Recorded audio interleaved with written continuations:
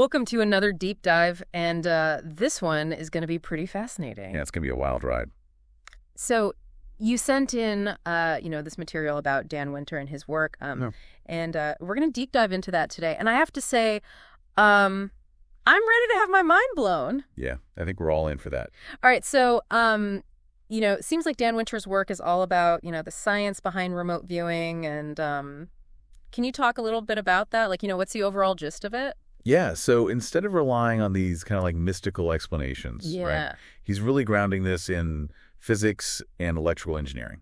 That's pretty interesting because, a lot of times when people talk about remote viewing, it's like, oh, it's ESP or it's like, some kind of like woo-woo thing. But he's like, no, this is like hardcore science. Right. So that's what I think is really fascinating about his work. Definitely. And I think that's what drew me to it initially is that he tries to connect, the dots between things that we can measure and things that, are a little bit more on the fringes. Right. Yeah. And I think that's what we're all about here. It's like, can we find is there a way to bridge that gap between like what we can kind of, what we can see and touch and measure and like the stuff that's like, well, we know there's something there. Yeah. But we don't know quite how to explain it yet. Right. And I think especially with remote viewing, it's like one of those things that people have experienced. But it's like, how do you begin to study that scientifically? Right. And that's what's so cool about his approach. So can you give us like a quick overview of like what are some of the key concepts? Like what are some of the like big ideas that he's putting forward? Sure. So like the core idea is this concept of implosion. Right. Which sounds a little intense. Yeah, when I hear implosion, I'm like, ooh, that sounds dangerous. Right, right. It's not about like things blowing up or collapsing in on themselves, but it's really about energy flow. Yeah. And this idea of like a vortex, like a spiraling inward of energy when waves come together in a very specific way. That's a singularity almost. Right, kind of, yeah. And he calls this process phase conjugation. Wow, that sounds complicated. It is. It's like quantum physics, but basically it's saying that waves are aligning perfectly so that they amplify their energy. So like a constructive interference pattern? Exactly, yeah. Okay, I'm with you. So it's all about this focusing inward of energy. That makes sense. And so how does that tie into remote viewing then? Right. So he proposes that when you achieve this implosive state, you can tap into what he calls a longitudinal node. Okay, what's a longitudinal node? Think of it like this. It's a point in space where all this energy comes together and creates like an antenna or even like an eyeball. Whoa, like an eyeball, like you can actually see with it. Yeah, it's kind of a metaphor, but it's like you're creating this focal point that can perceive information beyond our normal senses. Okay, so it's like you're tuning into like a different frequency or something. Exactly. Yeah, and he believes that this allows you to see into this like vast interconnected array of information that exists beyond our individual brains. Whoa, so it's not even like our brain is doing the remote viewing, it's like we're tapping into something much bigger. Right, exactly. That is mind-blowing. It is, and it kind of shifts our perspective on consciousness, right? Yeah, totally. Like what if our brains are just receivers and there's this much larger field of information out there that we can potentially tap into? Right, so it's like our consciousness is not limited to just what's inside our skull. Yeah, exactly. Okay, so how do we get to that implosive state then? Like how do we create that eyeball? Right. So this is where things get really interesting. Dan Winter believes that achieving this implosive state hinges on achieving a very specific kind of geometric harmony, and that is the golden ratio. Wait, the golden ratio, like the spiral you see in seashells and stuff? Yep, that's the one. And he believes that this ratio, it's not just a pretty pattern, but it's like a fundamental principle governing energy flow. Okay, so it's like the universe's blueprint or something. Yeah, kind of. And he believes that it creates the conditions for coherence and implosion, allowing energy to flow in a way that creates this concentrated eyeball at the longitudinal node. Wow. Okay, so we're talking about like a specific kind of energy flow that's based on this golden ratio proportion. Exactly. And it's like this resonance that allows us to align with this larger information field. That's fascinating.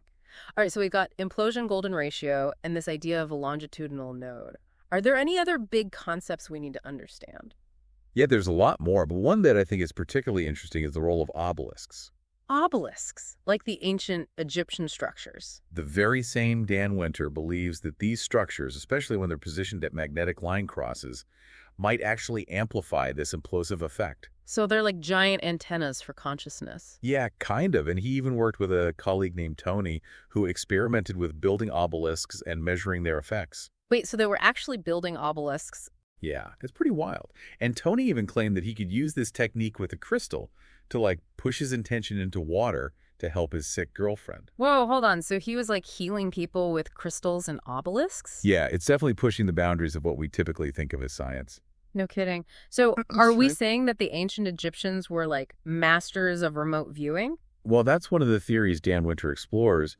He points to the fact that they often place obelisks at intersections of magnetic lines, which are like pathways of energy flow around the Earth. Right. So it's like they were strategically positioning them to enhance these energetic effects. Exactly. And it's also interesting that they use quartz in their construction, which has piezoelectric properties. Piezoelectric. Isn't that what makes those clicky lighters spark? Yeah, exactly. It's a material that generates an electrical charge when you put pressure on it. Okay. And Dan Winter believes that this property of quartz might play a role in amplifying the energy flow around these structures. So are there like specific places on Earth that might be more conducive to remote viewing then? That's what Dan Winter suggests. And it's not just about location. He also believes that we can influence our own energy fields to achieve this implosive state through things like brainwave entrainment. Brainwave entrainment. Oh, yeah. Isn't that where binaural beats come in? You got it. He actually spent time with Bob Monroe, who's the founder of the Monroe Institute, which is famous for their research on altered states of consciousness using binaural beats. Okay, so how do binaural beats fit into all of this? Well, they work by playing slightly different frequencies in each ear, which creates this auditory illusion of a pulsing tone. Right. I've tried those before. It's like this weird whooshing sound. Exactly. And that pulsing actually creates an interference pattern in your brain that can influence your brainwave activity. Okay, so you can like hack your brainwaves with sound? Kinda, yeah. And Dan Winter and Bob Monroe's research director, Ed Wilson, found that specific frequencies, especially around 7.83 hertz, seem to be particularly effective at inducing the kind of implosive state associated with remote viewing. Wait, 7.83 hertz? Isn't that the frequency of the Schumann resonance? You got it, the Earth's electromagnetic heartbeat. So you're saying that tuning our brains to the rhythm of the Earth could be a key to unlocking these hidden abilities. That's one of the ideas Dan Winter is exploring. That is wild. But you mentioned earlier that the heart is far more electrically powerful than the brain. Where does the heart fit into this whole picture? That's a great question, and we'll dive into that next time. Awesome. I can't wait. Yeah. So the heart plays a huge role in all of this, even more so than the brain, in Dan Winter's view. More than the brain, really? Well, he suggests that it's not just about, it's achieving the right brainwave state or being in the right location, like we're talking about with obelisks and things, Right. but it's also about having the right intention. Intention. So it's not just a matter of technique, but also like mindset. Exactly. And he suggests that the heart's coherence, like its ability to generate a stable and harmonious electrical rhythm, could be a key factor in the intention needed to access that vast information array we talked about. So it's like the heart acts as an amplifier, focusing our intention and allowing us to connect to this larger field of information. That's the idea, and it makes you think about those moments when you feel like a deep sense of purpose or connection or love. Right. Could those be states of heightened heart coherence? Yeah, like where our hearts are literally acting like antennas, amplifying our connection to something greater than ourselves. Exactly. That's a pretty incredible thought. So we've got brain waves, heart coherence, and even location playing a role in remote viewing. It's a complex interplay of factors. But one thing I've always been curious about is the concept of time distortion. People who claim to have experienced remote viewing often talk about time seeming to speed up or slow down. How does that fit into all of this? That's a great question, and it brings us to a point that Dan Winter emphasizes. It's not that time is literally changing. Okay. Instead, he suggests that our perception of time shifts in these heightened states of consciousness. He attributes this to an increase in our spin rate, or the amount of information we're processing. So it's like our brains are downloading data at such a rapid rate that our normal sense of time gets thrown off kilter. Precisely, think about it. If we're truly tapping into a vast holographic information array, the sheer volume of data would be immense. Right. Our usual way of perceiving time might not be equipped to handle that kind of information overload. Okay, that makes sense. But we've been talking about this holographic information array quite a bit. Can you break that down for me a little more? What exactly is a holographic information array, and how does it relate to remote viewing? That's a great question, and takes us into some pretty mind-bending territory, essentially. The idea is that reality might not be as solid and fixed as we perceive it to be. Okay, so like what we see as the physical world is just like a projection or something? Yeah, kind of. Instead, it might be more like a hologram where every piece contains information about the whole. Okay, I think I'm following. So like using that holographic film analogy, if you cut a piece in half, each half still contains the whole image just at a lower resolution. Are we saying the universe works the same way? Yeah. Exactly. Imagine that every point in space and time holds information about everything else in the universe. It might sound far-fetched. Yeah, a little bit. But it's a concept that's gaining traction in some areas of theoretical physics. Wow. So if we could tap into this holographic information array, we could theoretically know anything about anything. That's a bit mind-blowing. It is a powerful concept. But remember, we were just discussing the challenges of achieving that implosive state needed to access this information. Right. It's not as simple as plugging into the matrix and instantly downloading all the knowledge of the universe. Right. It takes a certain level of skill and discipline and preparation. Plus, we can't forget the role of intention and heart coherence. But let's say we could access this information. What would the implications be for remote viewing? Well, if we can access information about distant locations or even past events, it challenges our understanding of consciousness. Right. It suggests that consciousness might not be limited by space and time in the way we typically think. So you're saying consciousness could be non-local, meaning it's not bound by the usual rules of physics. That's a pretty radical idea. It is, and it's one that Dan Winter explores through his work with the golden ratio. He believes that this ratio isn't just a mathematical proportion, but a fundamental principle of energy flow that connects everything in the universe. So we're talking about the golden ratio as a kind of cosmic glue linking our consciousness to everything else. That makes me think about ancient wisdom traditions. Didn't many cultures incorporate the golden ratio into their art and architecture? That's an interesting observation, and it's something Dan Winter highlights as well. He points to the work of John Dee, an advisor to Queen Elizabeth I, who was known for his experiments with scrying. Scrying, isn't that like crystal ball gazing? Exactly. Yeah. Dan Winter suggests that John Dee might have been tapping into this holographic information array through his scrying practices. He also draws parallels to the construction of ancient obelisks, suggesting their placement and design were intentionally aligned with these energetic principles we've been discussing. So we're talking about ancient civilizations potentially having an understanding of these energetic principles that we're only just rediscovering. It's like we've come full circle. It's definitely a possibility that warrants further exploration. What I find fascinating is how Dan Winter's work bridges the gap between ancient wisdom and modern science, suggesting they might not be as separate as we often think.